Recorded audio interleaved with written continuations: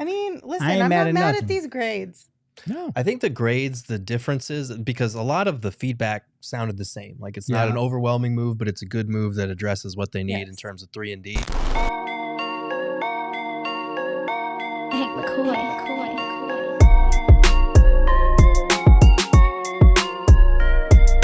Let's take a peek at some grades around the league. Some Okay. media members and outlets around the league on what they said about the Suns and their trade deadline moves. So we've got USA Today, a B-. As for what they say. Yeah, they said the Suns put all their chips in on Kevin Durant and Devin Booker and Bradley Beal. The offseason moves led to production they needed, but they needed to make a move at the deadline. Getting Royce O'Neal will provide solid shooting off the bench and should have better opportunities when on the court with one of Phoenix's top players. So that's a B- Okay. from them. Then we've got The Athletic at an A-.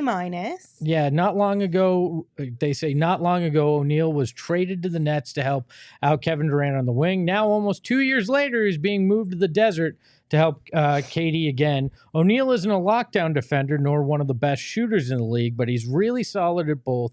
He can defend on ball pretty well at times and is good in a help concept off the ball. So very much like what we've been saying for that A- there.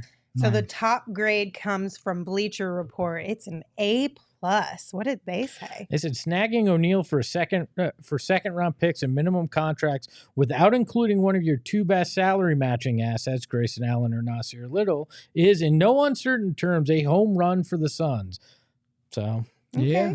I Then we've agree. got CBS Sports with a B+. they said What'd they say? give the Suns credit. They more or less exhausted all their draft capital in landing Kevin Durant and Bradley Beal, but they got creative in squeezing out a few more assets, knowing that they needed help at the deadline. So All right. Nice. Yahoo had them at a B-.